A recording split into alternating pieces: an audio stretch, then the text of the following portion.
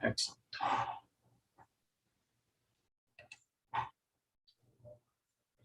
Well, good morning, County of Stettler. Welcome to another Talking Trees with Toso. Again, as always, my friend Toso has joined us for our 10th and final webinar.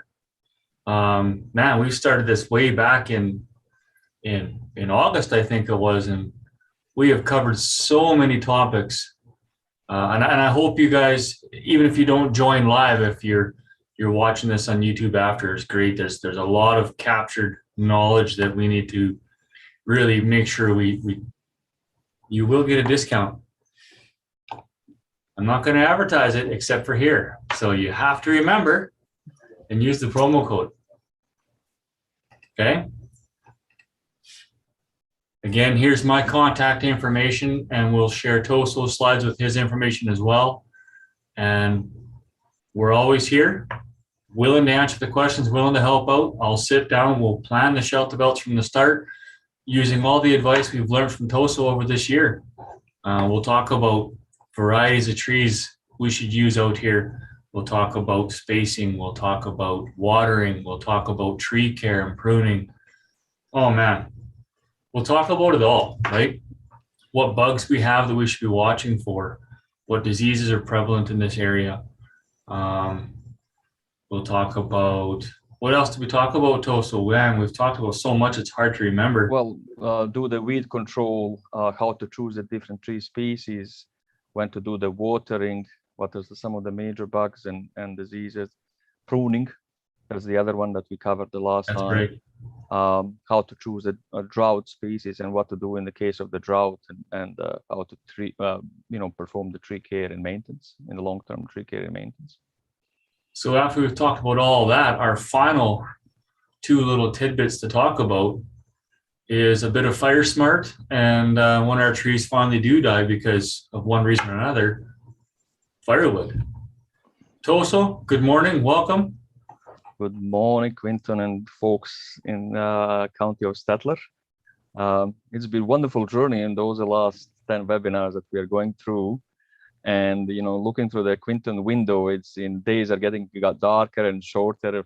When we started, we it was long days and sunny in the middle of the summer and fall. Okay, I will start today with the fire smart and fire. And I will, here you go. Okay. This is a picture of horrendous fire on behind. Actually, it's in California. And since I moved to Alberta in 2000, and we rarely had a forest fire in rural Alberta. And then around the top, probably 2005 or 6, things start changing rapidly, that we are getting more and more fires in the rural Alberta. And I think that all of the farmers and acreage owners really should be aware. And there is really right now in Alberta, there is no place that fire cannot start. And the fire season is getting longer and longer, and more destructive fire is occurring throughout Alberta and throughout Canada. Again, just as usual, I'm a consulting company. Trees is my passion. I really do care, and we provide the services to the range of the businesses and municipal or private businesses. One of the services is arborist services, and I'm a tree forensic tree expert and pest management. And as I said, I got usually 500,000 emails and phone calls just on the problem of the trees. And I do the urban forestry service and natural forest. Shelter belts and windbreaks. I think I'm the only registered agroforester in the whole Alberta under the Alberta Institute of Agrologists, which I'm a member of as well. So, key messages, as I always start this presentation in last 9 presentations. The reality is fires are more frequent, more destructive, and fire season starts earlier. I remember the fire season starts in Alberta April 1st. That's not anymore case. It's starting now March 1st and keeping all the way till November. And depending of the year, sometimes even earlier. We have some of the fires up north in natural forest burning throughout the winter. people don't realize that the forest fire can go under the ground and constantly keep smoldering and burning, and then pop up in April, May, and start fire again. So the fire in some parts of the Canada is actually 365 days in many ways. Humans are the main cause for the fires in agriculture and acreages, generally speaking. Either people working with equipment, either mishandling some of the equipment, start the sparks, and that's the fire usually where it starts. Generally speaking, overall, majority of the forest fire in Alberta starts by lighting in the big forest, but on the agriculture side, it's reverse. It's much more starts by the humans. I'm going to cover today, understand the basic principles of fire. There's really three things that you guys have to remember: is the weather, topography, and the fire itself. And those three really will depend is how big fire is going to be, how fast it's going to spread, and intensity as well. Remember these 30-30 crossover rules. What that means is if in April, Alberta is pretty dry, and we have a moisture way below 30%. And then in your county, Stettler, you have a wind that is going 30, 60, 80, or 100 kilometers per hour. There is no moisture. When you have that we call crossover, that's where the fire starts. That's where the majority fire is happening in Alberta, usually in April, May. Now, as the climate is changing, that is going into June and July, depending on that, or other 30. So there is we have a 30, 30. The other 30 where the temperature is 30 above the 30 degrees. So you have a 30% moisture is below 30 or more degrees Celsius, the temperature, and other 30 wind is more than 30 kilometers per hour. When you have a dose at 30, 30, 30, it's absolutely, that's why we get the catastrophic fires in June and July and August. That's why we have a, on last time in BC, that's what happened when we have in Fort McMurray fire. It was those at 30, 30, 30. But generally speaking, for you guys and the farmers and acreages, is that 30, 30, when the moisture is below 30 and the wind is higher 30 kilometers per hour, then you can expect a fire. As I said, fuel, weather, and topography are the most important factors, and I'm going to explain to you what it means. Is depending on those three will really shape how destructive fire is going to be, and what you as a county or the county firefighters are able to do it or not will depend on those three factors. I would strongly suggest you really consider before the fire smart. There is more and more fires on the farm and the acreages that start showing up, and it's so easy to start a fire. Consider planting some less flammable trees, mostly coniferous, and I'm going to give you a list which one are less flammable than others. Be conscious and careful not to start fire. It's so easy when in April when the seeding season starts, cleaning up starts around your farm, and you're going to use the welding, you're going to use the quad, you're going to use the chainsaw to remove something, or you're going to use anything that can spark the fire. And when you have a low moisture and you have a wind, it goes quickly. It usually starts in the grass and then goes into the lower branches of the trees and then became a big fire. And there's so many resources. I'm going to mention some of them that I would strongly suggest to you guys. And I know the county has probably many of them that are available to you guys regarding the fire smart and the fire in the county. So why? This is a reality. When I again came to the Alberta in 2000, we didn't have I talked to so many counties and municipalities, and we did not have any. When I talk about fire, they said, "Oh, Tosha, no, we only have a prairie fire. We don't have any other fire." Literally from 2007 or 6 or something like that, every year some of the counties in agriculture zone, we are talking about Parkland County, we are talking Yellowhead County, we are talking about Lamont County, we are talking about Strathcona County, Sturgeon, up north Barhead, and along the Highway 2, even in your area, the fires forest fires happening more and more.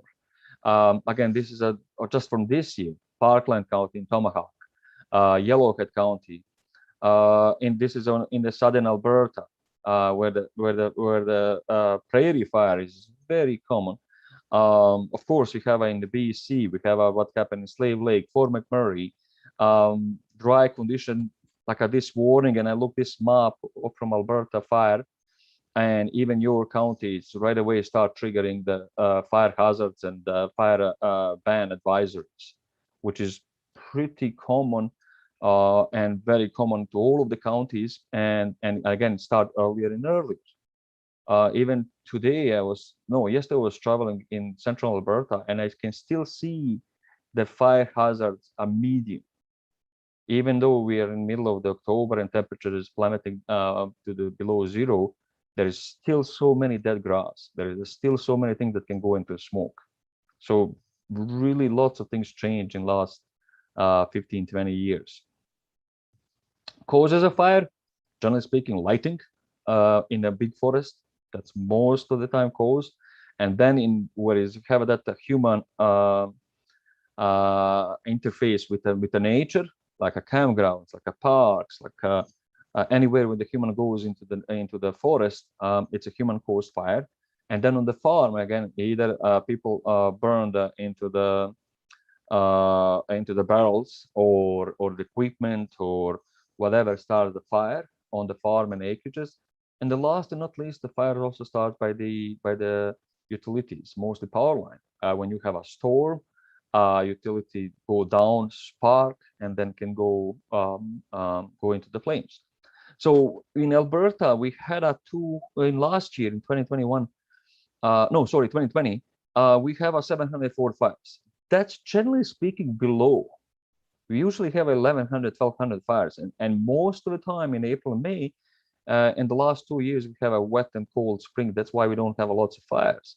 But we have, again, many years very destructive, very large fire almost every year. And again, last 2 years, because of the cold spring and the cold beginning of the summer, relatively speaking, we have a way less fire. And again, the average is 1,300. Last year is less. As you can see, 37% is lighting, and this like a large fire that we have in Slave Lake and Fort McMurray, it's all of them started by the lighting. And then we have human causes, 63%. As you can see in the human causes, residents start the fire, recreation, and again here is agriculture, 39. When you're considering this, it's really, to me, it's relatively high. Farmers, generally speaking, don't have trees, and you most likely those fires are grass and brush fire, but it's still quite a bit, and it's probably more in the regular season when we have. It's probably this number goes up to 100. Throughout the year, as you can see, the lighting usually starts when you have those big storms in June and July and August, and then in September, really everything goes down. So April and May, most of the time it's a human-related fire because we don't have those big storms and no lighting, and that's majority of the farm fires starts in April, May, and then the storms come rolling in June, July, and August, and then the lighting starts, and that's where the fire starts rolling as well. So there is that dynamic, and that this is the most critical part for the farm is April. Probably March, actually, in many parts in Stettler County, in March, you're pretty dry, folks. And then you have April and May. That's where there are lots of rural fires happen. Some of the basics. For any fire, you need the heat, fuel, and oxygen. And whatever fuel might be, grass, wood, plastic, all kind of things can be fuel. You need the oxygen to start the fire and heat. This other triangle is way more important, and I'm going to explain to you how those three behave. But keep in mind those three triangles, two triangles. Fuel, weather, and topography. Fuel. Depending what you have a grass or wood. Okay, moisture. How much moisture that it is. You have lots of dead grass in the springtime that is either left or never been harvested, never been grazed, never been really dealt, and it's there over there. It's a thick mat of the grass. Size of the fuel is also important. The smaller they are, and the smaller twigs and grass, it's easy to ignite. And that's the critical part, that how many, for example, small little twigs and branches in shelter belts you have. And it starts from the grass, move into the shelter belts, pick up those little twigs, and from the little twigs move up, and that's where it starts into the big fire. Generally speaking, laying logs, like a big logs or even a log house, doesn't burn easy at all. It takes a long time to really burn the log. It takes a long time to fire to get into the log and really burn. And so it's always those smaller branches and twigs that is really start going fast. And that's the how the fire starts and keep going, generally speaking. Distribution. How much dead grass do you have around your home or farm? Or how much dead trees do you have in your counting, where they are? How is it continuous? Do you have a field between? Do you have a wetlands between? And what is the between? How long that fire can jump and going? Don't forget that one of the things I'm going to mention is that we call the sparks and the embers. Those little things, amber, can fly 2 kilometers away from the original fire. And that's one of the more how fire is spreading, because the fire itself creates the weather and create the wind. And when the fire starts going, the ember and spark can fly really far away. When you have 100 kilometers per hour, that ember can go really 3 kilometers away. And you're fighting fire in one place, and then suddenly you start fire 3 kilometers away and start wondering where it's coming from. In that sense. Weather, as I said, those are 30-30-30 rules. If the temperature is above 30, humidity below 30, and wind speed is over 30 kilometers per hour, the likelihood of fire is high or extreme.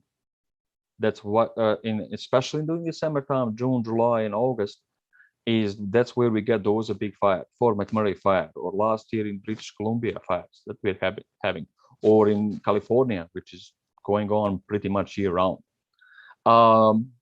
We cannot do anything about wind nor storm and temperature. And again, but what we have to keep also in mind, when the fire starts, fire creates and generates the wind on their own. And they are 10 times faster than ambient wind. That's one of the crazy things about fire and challenges for all of the firefighters out there. And people say, okay, we got the wind maybe 30 kilometers per hour, and then fire start going 60 kilometers per hour or 70. And that's where is the challenge, how you have to control that in that sense. But generally speaking, after the summer storms, usually through the lighting, that's where we get some of those big forest fires in Alberta. Topography. If you have a slope, you live in acreage and you have a little slope on the gully, or if you live, in the foothills, fires move uphill much faster. It goes really very fast uphill. Northern slopes are pretty cooler.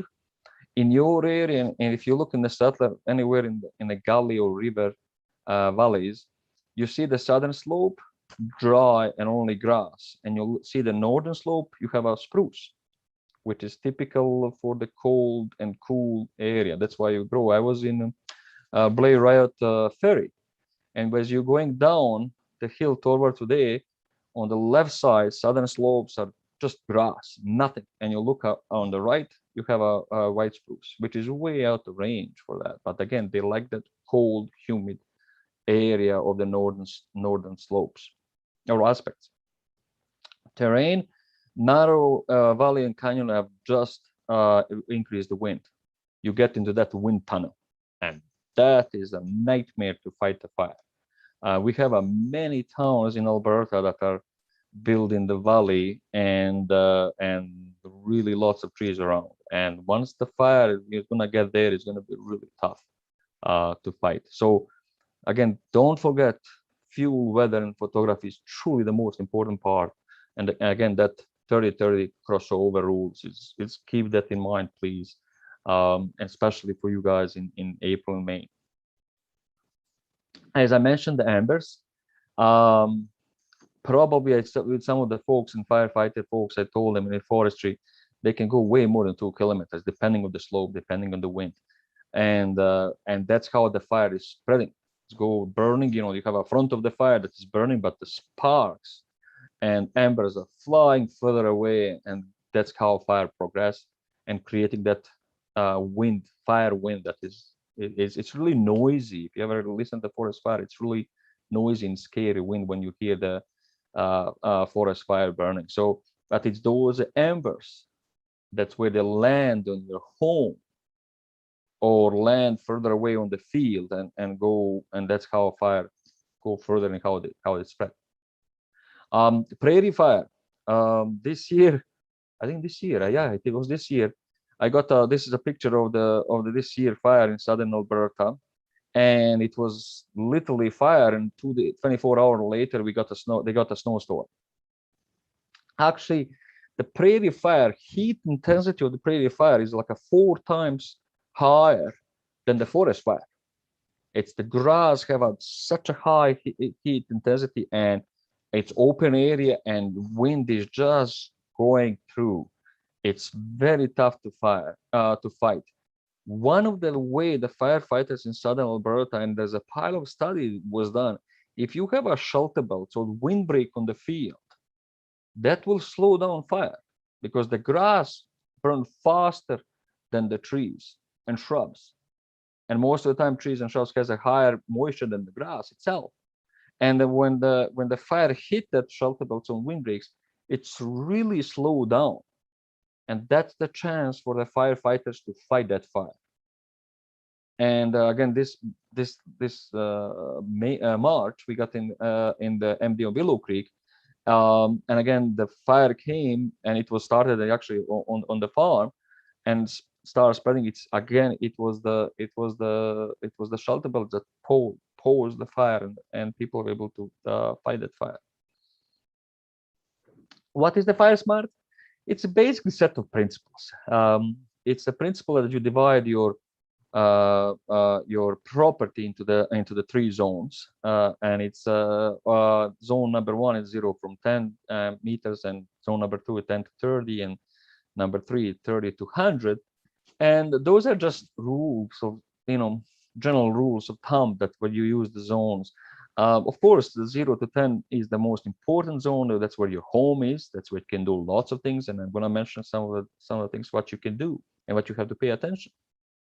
As I said, zone number 1, or priority zone number 1, is where you look into building materials, vegetation, and create that defensible space, as we call, and focus on the structure itself. So, structure, depending what it is. This is my garage in Edmonton, and it's oil-based, of course, shingles. If you are living in a high area with a high potential for the fire, I would probably suggest the metal or clay roofing. That is one of the things when the ember go there, they will be able to just slide, and they're not going to burn as oil-based products. And of course, the wood shingles. If you have wood shingles, you're in a higher potential for the fire on your home. So this is what happened. Amber flies and land there, and you have a gutters on the bottom, and then sometimes that gutters, if they're clean, you have a lots of leaves or not, they start burning, and again, they can burn shingles and go further into the structure.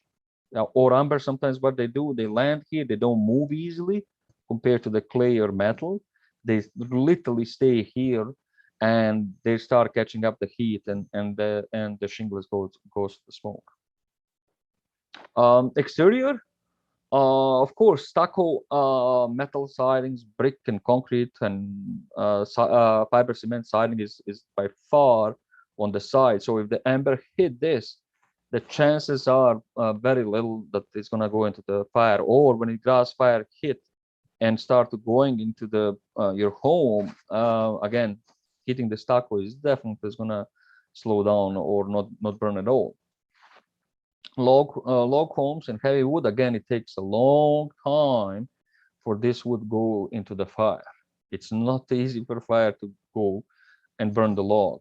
And what we are finding now is the vinyl and wood siding is the by far, especially wood siding, vinyls, that plastic goes very quickly and burn very quickly and very susceptible to fire. So depending where you are, think about what building exterior you might have in sidings. Cleanliness of the roof. And here is a prime example of the ember.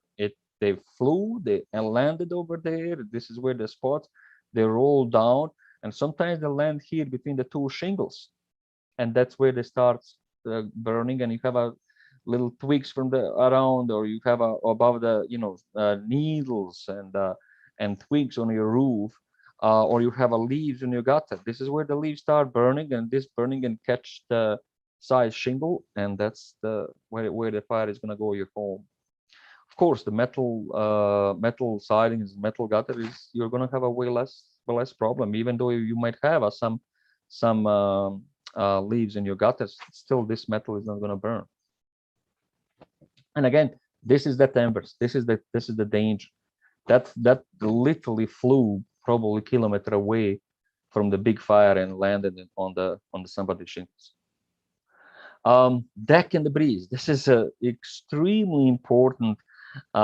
This on the bottom, you have a wonderful house, wonderful deck, and you can see the trees below, and it's uphill. So if the fire starts here, it can go under the deck. When you have a lots of materials under the deck and start burning, and it's literally start burning under the deck. And same thing here, it can go under the deck and start burning under the deck. Lots of small twigs and small needles and cones, very flammable, very easy to go and spread the fire. So you have a lots of debris around your home, and you try to clean them up. Now, lots of people do that in April, and actually sometimes they start the fire by cleaning this up. So be very careful when do you do the cleanup. If it's dry, if it's wet and cloudy and very little risk of the fire, yeah, you can do the cleanup. If it's very dry and windy and you start to clean this up, actually, matter of fact, you can start the fire.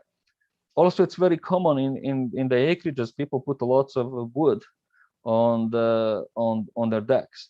Generally speaking, this wood is not going to be easy to catch and start burning. But if you have under the deck fire that is going on, and the heat will eventually catch some of those all over, or you have a lot of this on your deck and you haven't cleaned up, eventually it's going to catch the firewood and burn, and again they can spread in the house.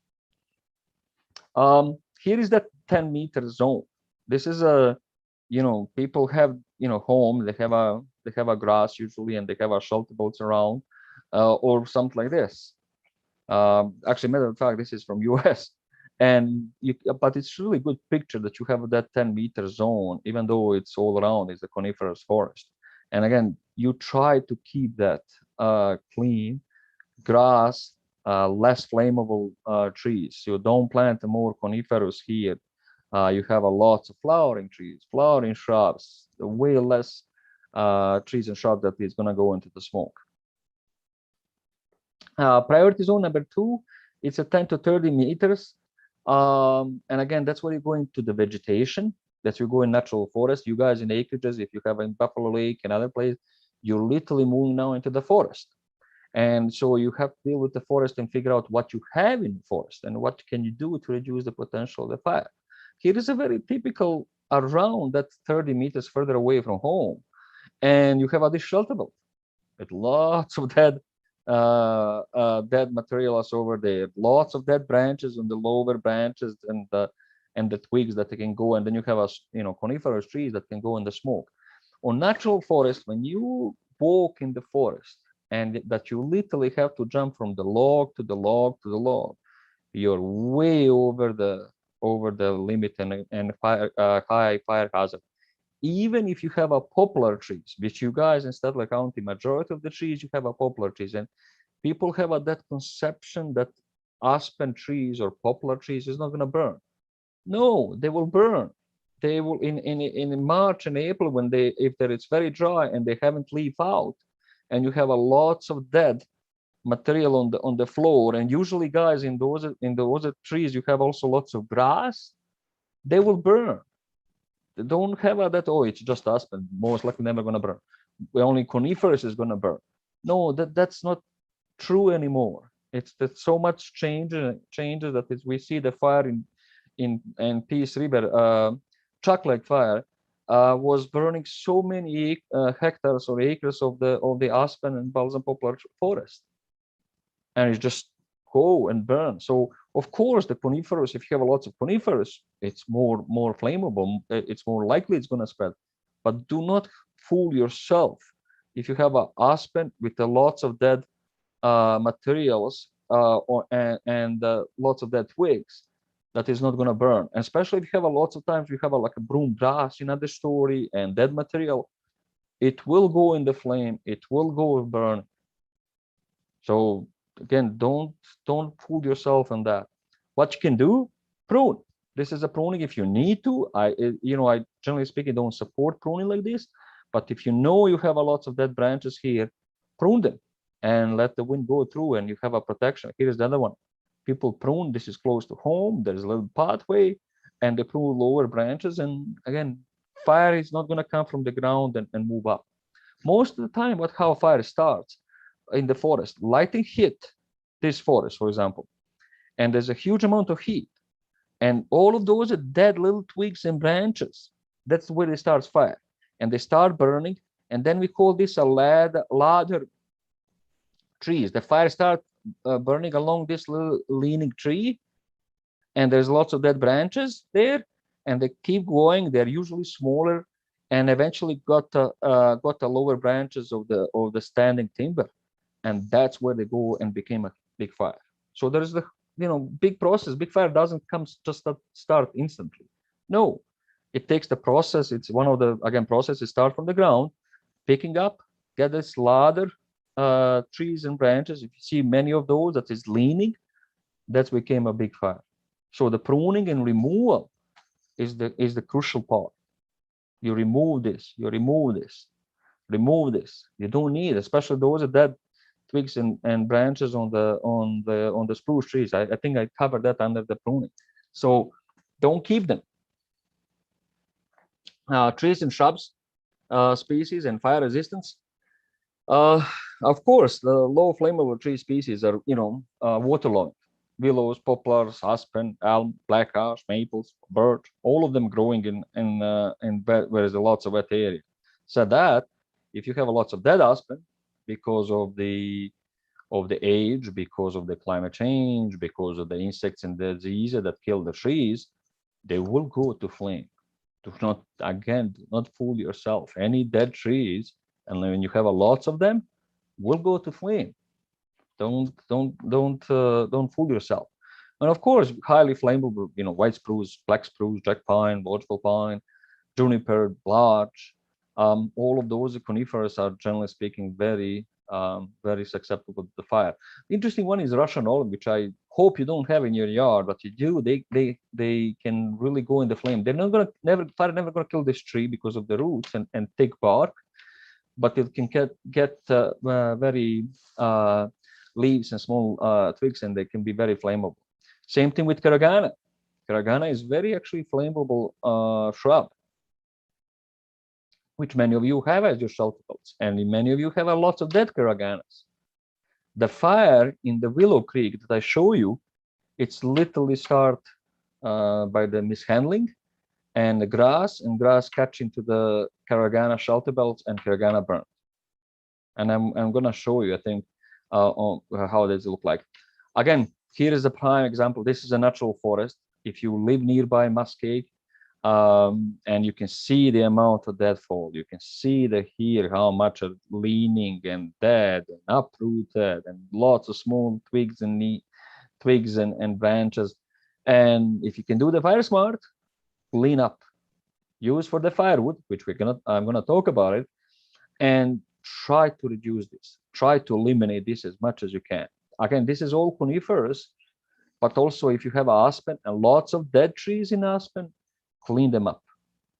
Clean them up. Don't let and it's the best time now. to be honest. Now all the way till March, when it's cold and winter, snow, you can do the cleanup.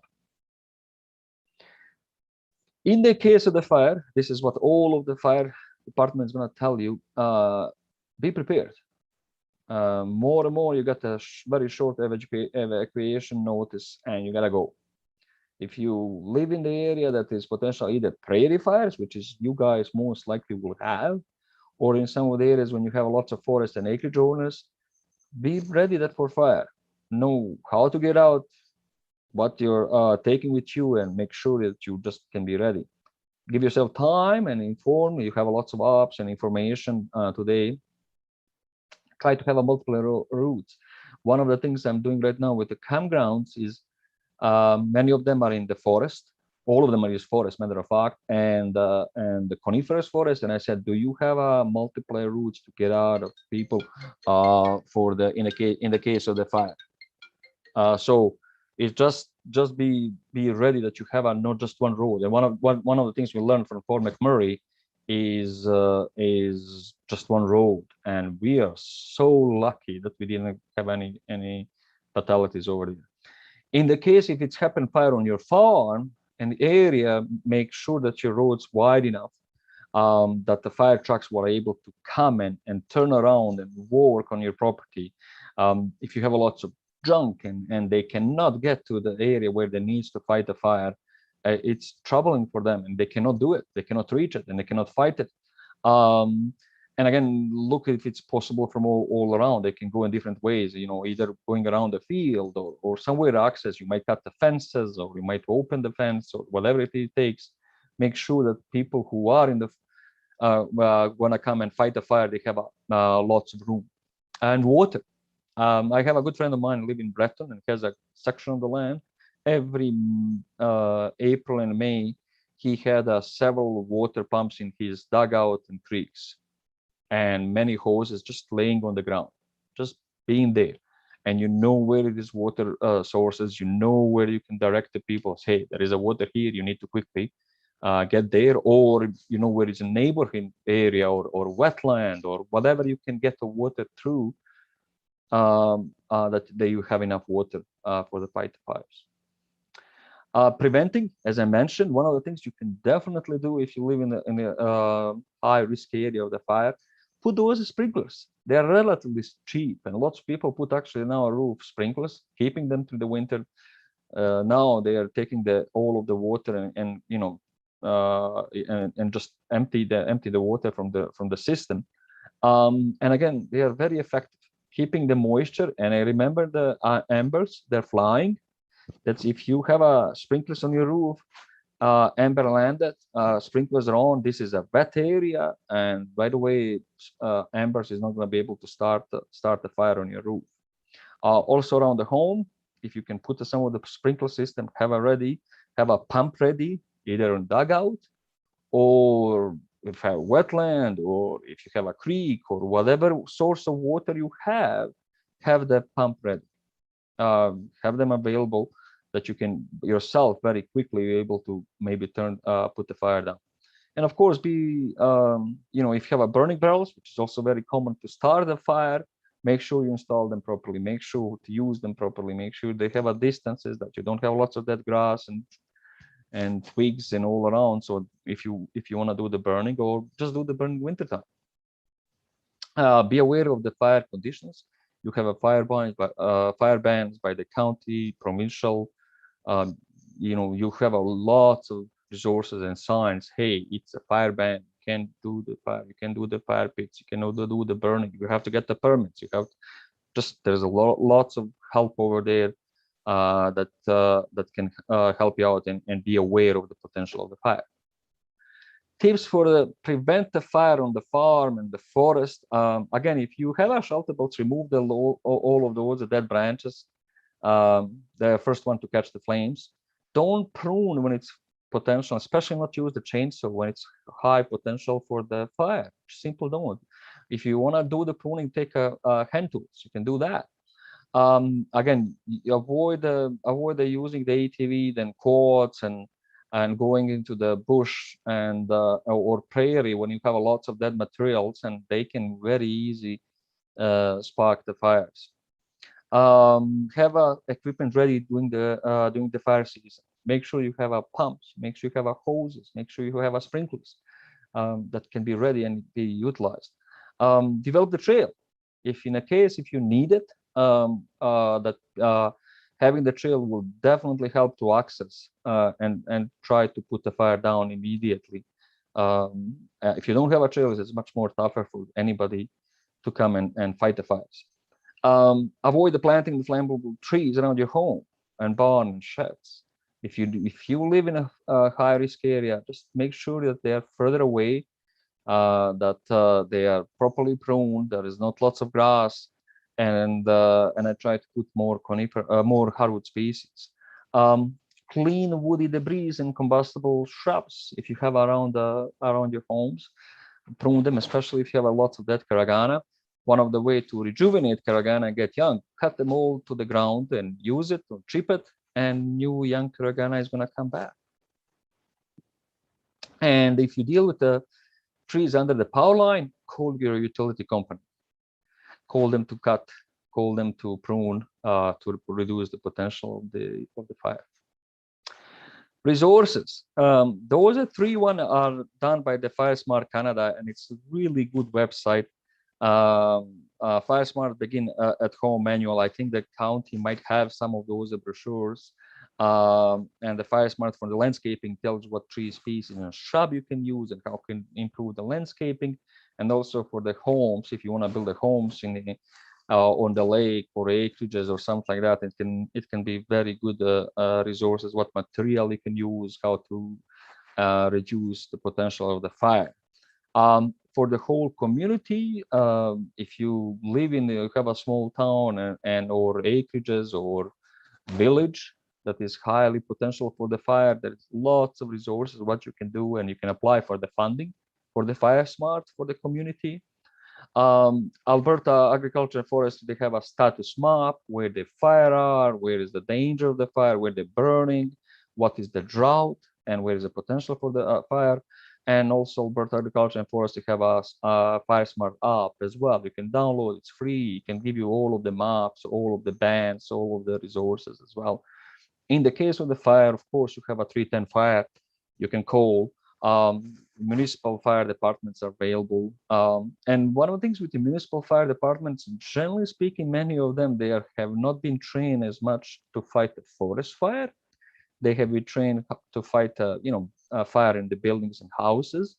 But that is also slowly changing. There are lots of municipal fire departments who start to get the training how to fight a forest fire, how to fight a prairie fire. And they should, in that sense, to get that. So there's lots of resources, absolutely lots of resources. So go back to the key messages. As I said, fires are more frequent, more destructive. Fire season starts earlier and end up later. Humans are the main cause of the fire. And remember the 30-30, perform the FireSmart, and there's lots of resources. Thank you. Quinton. Yes. As always, that was quite informative. Any questions? No. Sorry. It's okay. Bad joke. No, it's not. That's okay. But yeah, and I hope that people, even though your county is not as much into the fire risk, but you still guys got lots of fire. Don't fool yourself, especially with aspen. Yeah. And I think in the area Buffalo Lake, when you have lots of dead aspen, you might be able to get some forest fire there. That's right. There is always that threat is always there, right? Yep. It's something to keep in the back of our mind. And 2 years ago, the fire chief and I actually went out to Buffalo Lake and talked a lot about FireSmart and a lot of our municipal reserves and environmental reserves.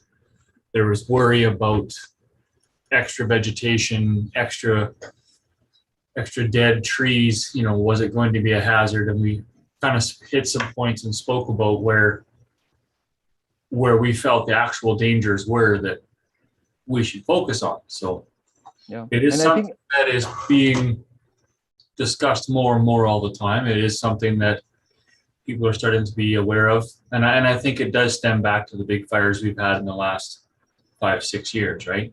Yeah, yeah. You can guys apply for, some of the community can apply for the Fire Smart. There is a grant up to $200,000 or something like that. It used to be only close to the forestry zone, but now they're giving the grants all over summer villages and counties and municipalities in that sense. Okay, so shall we move to the second presentation? Absolutely. Let's talk about firewood. Okay, firewood. Okay, let's go talk about firewood. I will not going to repeat those the first 3 slides. First thing I'm going to talk about firewood is the do not move your firewood because of there's several really deadly insects that you can move together with your firewood and diseases. One of them is Dutch elm disease. Dutch elm disease, which is again spread by the beetle, and beetles can stay in the firewood, and you can spread really deadly disease. The other one we don't have yet is emerald ash borer, which is in Winnipeg, but people are traveling and using the firewood together when they travel, and that's one of the way you can spread some of those insects and disease. The third one is a Monty pine beetle, which is west of you guys. But if people get a cheap pine wood and try to sell it in Stettler, you can definitely spread the Monty pine beetle in the Stettler County for all of your pine trees as well. So please get this message: buy local, burn local. Do not move firewood. And whatever you get the trees, don't go further away when you know there is a potential insects and disease that you can spread with the firewood. It's interesting you say that, Toso. So if I had a business where my business was to purchase a truckload of firewood from the mountains from out west and bring it out and bucket and split it and sell it locally, how far away should I be looking at purchasing my trees? It doesn't matter where you purchase the trees. It's a matter what kind of trees you're purchasing. And is that trees, let's say if we want to buy the pine, we know very well, just in Rocky Mountain House, which I am right now where I am, we have a Monty pine beetle. And buying the pine from Rocky Mountain House area, you can get a beetle, and beetle will be in the wood. You can get a beetle into your area. So is it not, not matter of distance, it's a matter of what kind of wood. Are you aware there is a potential of the insects that you can spread it, and again, don't bring it to your area. It could be that you buy the wood in your Stettler County that might be infested by the let's say Dutch elm disease, and you want to cut in your county and sell at that. You can still spread it. So it's very important. Buy the locally, definitely, but be more aware what kind of wood you're getting from. Is it under the potential of the insects and disease? So you go to Lethbridge, when the last year we got to discover the Dutch elm disease. I mean, city of Lethbridge dealt right away. But if you didn't, you buy the elm trees from over there, and you can bring it to the beautiful town of Stettler and really spread the disease over there. So what if I bought a truckload of wood and I tried to fumigate it or spray it or something and kill those bugs? Is that a possibility? No, quite frankly, no. The only thing you can do if you have some of those, you have to peel entire bark off. So you have a big elm trees, and every single stick you have to peel off and dry and dispose. And same thing for the Monty pine beetle. You have to really take the bark, which is really pain in the butt. And fumigation and all kinds, you're always going to miss. We use that, coming from abroad, when you have our pallets, and we try to do that, we still get things through. Doesn't matter how much is there. So they will find a way how to get through. So my message is, don't move. If you buying, don't try to take a wood from Stettler and try to move into the mountains or vice versa. If you're a local businessman, make sure where you're buying the wood, there's no potential for the insect disease. If you see the signs, Contact the local authority. That people tell you, yeah, we have outbreak of Dutch elm disease, we have outbreak of the Monty pine beetle, and don't buy the wood from here. Don't try to spread the wood. Don't try to spread the insect using the firewood. Simply as that. Message: buy local and burn local. Period. That's the best thing you can do.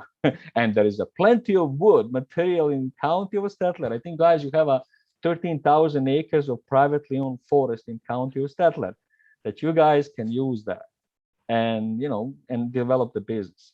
Firewood is a good business, but again, you have a lots of arborists, you know, some of the arborists, when they remove the trees, you can buy from them. You can buy the local, if you have to, people have to remove the shelter boats, you know, you can buy the wood from them and buy the local and sell the local. So with the firewood business, it's really became a lucrative business. In my 20 years in Alberta, last 3 years is like by far the best business-wise. As I mentioned, most of the rural folks have a source of the wood they can use for the firewood. You have to a little bit understand caloric values of the wood, natural gas, and coal and propane. There is 6 steps that I'm going to mention to them. Moisture is the most important factor to consider. Harvest and cutting, splitting, and storing is extremely hard work, and you have to have a skill knowledge. Storing is very important. There is a wide range of the stoves and fire insets that you can use it. Emissions, wood do produce lots of emissions. People always said, oh, wood is a clean wood. No, it's not. And I'm going to show you guys. Never ever burn wet wood, rotten wood, pressure treated wood, contaminate wood by any you know, OSB or something like that. Don't even think about it. Don't simply think about it to burn it. And if you want to switch to the wood stoves, you know, just do the little bit economics. In Canada, there is over 3 million Canadians use the wood as a primary or secondary source. In Alberta, I think this 7,000 firewood permits. I think now this year is even more. Last couple of years, that you can use you can apply for permits and get 2 quarts of wood. Approximately in Alberta, 8,000 quarts are sold with over $4 million business. That was in 2017. Now, probably I bet this is a double. It's probably $10 million worth of the business. There is probably 20 to 30 businesses, full or part-time businesses in Alberta. Caloric value, lots of people ask me, I said a pound of wood will produce the same amount of heat, no matter what species it is. The only difference is the pound of birch wood is a 16, well, sorry, cubic foot of the birch wood is 16 kilos and cubic foot of the spruce is 11 kilos. And that's why you're going to get a different caloric amount. That's why people say, oh, I'm going to buy the birch for the same cubic foot of the birch, I get a more calorie. But overall, amount of heat, what pound by pound, is the same. Properly seasoned wood is about 7,700 BTU that is available versus 5,000 on the green. Here is some of the what I call the heating values, and again, for each of the species, you can go in BTUs or per cord or kilogram. As you can see, folks, heat values is almost identical, except the apple, which is a little bit off. Birch has a very little more than ash or spruce or pine or tamarack. Generally speaking, as I said, that's what the caloric values is almost identical. Only the weight. 1 ton of birch is going to produce more of the heat than 1 ton of spruce. That's it, because of the weight. And this is, again, the more moisture you have, the less caloric value you have. And you can go from 0, which is moisture of the wood, which is 19 gigajoule a ton, to 65 is only 5. So it's almost 4 times the difference.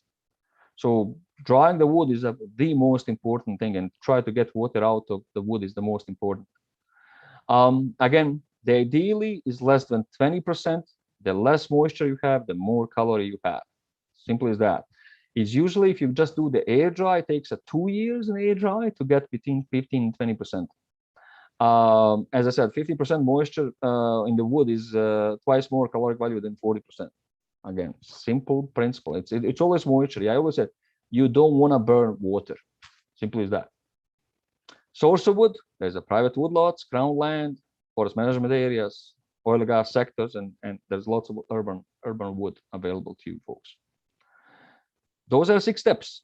Harvesting, hard. Cutting the wood to length, and then splitting, piling, drying, and storage. Safety. You have to have a safety. This is a handsome guy using the quad and cut this wood, and you can see the helmet, and I have a gloves over there, steel toe boots, and everything else. I try to, and the chops was over there. So make sure you have a safety equipment. You have to have a no loose clothing, quality ear protection, hard hat, eye protection, everything. It's lots of things can go wrong when you cut the trees, a lot. So make sure you have a safety. Processing, it's cutting, splitting, seasoning, drying. Those are some of the process. So splitting, depending what you want to use. I use this one. Sometimes I call this as anger management, and I go and I split the wood. I cannot afford this one, nor I need to. And you have on the tractor hitch, you can do it, or self-propelled, or you can sell more automated when you put the log, and this logs, have a little conveyor, and that's where you put the firewood.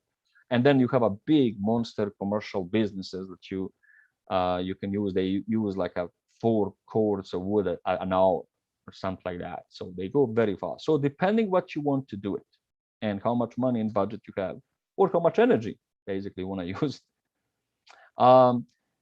Firewood size. Lots of people made a mistake, and I always try to look the length of the way you're going to put in the stove. We always try to have a 3 inches or shorter than the size of the stove. And again, the smaller piece you have, the better it is. They burn faster. So depending what you want, at the beginning of the fire, you take a smaller piece, and then later on put a bigger piece, and let the burn slowly and have a more heat over a longer period of time. Expect more to pay for small size firewood, generally speaking. That's the general rule of thumb. Drying the wood. Whatever you do, you must dry the wood. Once you dry them, you have to store them properly. And whatever you have a build shed like this, or you're going to use the tarp, or you have a complete, like in big businesses, totally covered with air going on, or the open shed that is, you have a roofing, and the wind it can go through. Whatever you have, you need 6 months to 2 years, depending what kind of wood, what's the source of the wood. But protect that wood. Don't let the moisture come back. Lots of people cut the firewood and they don't protect, and the moisture come back.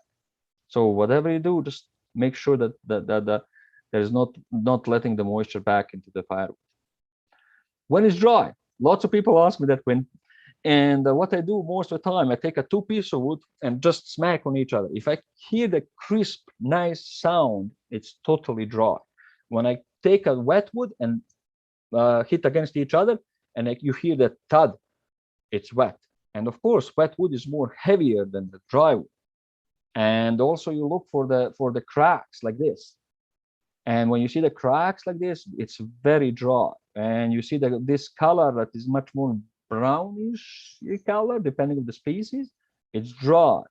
When you see the white and heavy and no cracks at all, and this is a balsam poplar piece of wood, it's 60% moisture.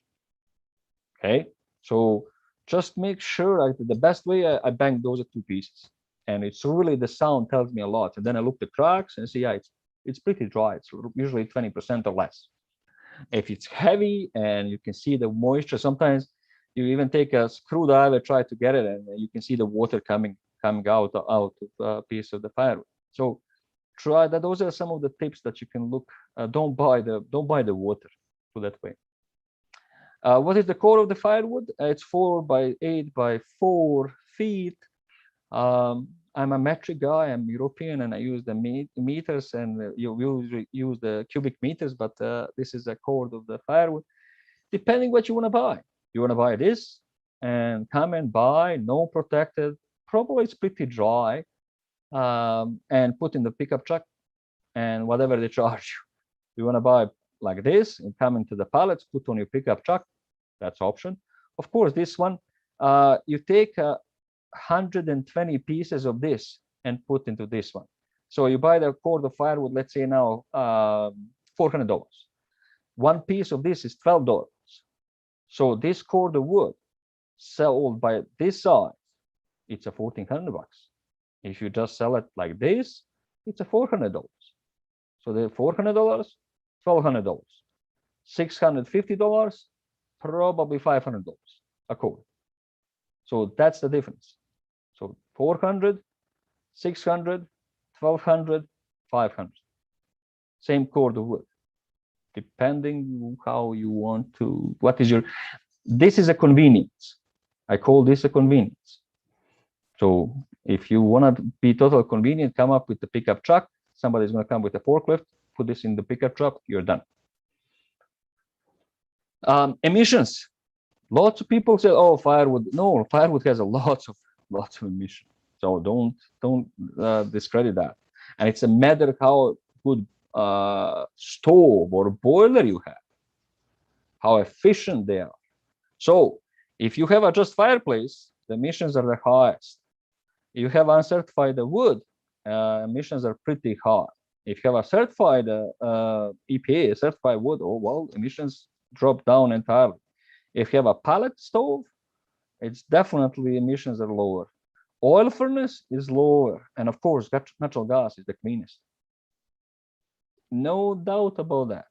People always said to me, "Oh, Tosha, wood biomass is a green energy." Yeah, we can get with a good high efficiency European boilers up to here or even further down, which is still under the good standards and no problem. But natural gas by far, come to the emissions, is by far is the cleanest. Fireplace and inserts, depending what you want. As I said, they are not efficient. I think this is mine. I have this, and I just took a photos, and I just have a little inserts, and that's it. If you have a fireplace, I burn maybe twice a year, and that's it during the Christmas time. Heat is not move around. Heat is used in open space, requires large concept area that you can use. Generally speaking, fireplaces are totally not efficient. Actually, matter of fact, many times in the winter time, through the fireplace, when you're burning this, is also taking the heat from your natural gas and going into the stove. So be careful about sometimes fireplaces. Wood stove, there is a whole range of them. They are literally acting as a space heater. Way more efficient if you have a certified, which majority of the now wood stoves are quite certified. Make sure for any fireplace, wood stoves, or whatever you have, insurance. Tell your insurance that you have them. Some of the insurance might not give you insurance because you have a fire stove or the fireplace. You must contact your insurance provider in any case. There is a safety issue, and but definitely lots of people use them. Very efficient, very good. There's lots of them around Alberta. Pallet stove, which is pretty new. You buy the pallets, you put them here. You have a fan, heat, very good looking. You will look this as like a water cooler or something like that, and very stylish, very good. You put air, very efficient. Wood pallets are way more expensive than the wood chips, than the firewood. Can last 24 hours. They're clean, very little creosote or smoke. You don't get that. And when it comes to the creosote, it's very important that you check your chimney before you start burning. Creosote will happen when the particles of the wood hit the cold air and moisture and freezes, and that's where you get the creosote. Noise can be a problem with this because of the fan, and they're way more expensive. You should never ever burn the garbage or cardboard, plastic, foam, ink, boxes, wrappers, plywood, wet, rotted, disease, moldy wood. Please don't do that. You're gonna get a cancer. Simple as that. I want to be blunt to you. You burn this and you burn frequently, you have a good chance to get a cancer. Gas, cost of natural gas versus wood. This is for my home. My home is 1,100 square foot, 1,200. I burn natural gas 120, 160 gigajoules. That's include the hot water needs, and that's huge chunk of my heat. Efficiency is probably around 65%. Average price of natural gas right now $525. So annually I spend $600, $800, or $1,000, which is 30% goes to the hot water. 20% dry cord of the birch is 23 gigajoules, which means I need a 5 to 7 cord of the birch. So the cost is right now delivered 350. So I will spend on the wood almost 2,500 bucks. I spend on natural gas 800 bucks plus convenience. So now some people said, Tosha, I don't want a natural gas. I like this. I have a wood my own. I do the split. I enjoy it. I like it. Absolutely. But don't fool yourself. You know, lots of people said, oh, it's cheaper, the natural wood biomass than natural gas. Don't fool yourself. Do this very simple calculation, like I did, and say, hey, this doesn't make sense. And I have to go outside and pick up the wood, and my wife is going to be mad when I, you know, with lots of mess that I bring with the wood and smoke and doesn't heat properly, on and on. I can go on and on. But for lots of people, this makes absolute sense. So just do the little bit calculation. That's all I'm asking. Again, it is lucrative business, mostly used for the campgrounds. You have lots of wood. You don't remember the 6 steps and also the safety. Understand the caloric values. Understand what you can, if you want to buy the boiler and stove or pallet stove, or if you have a fireplace, never burn rotten contaminated wood, and do the calculation. That's in a nutshell. Quinton.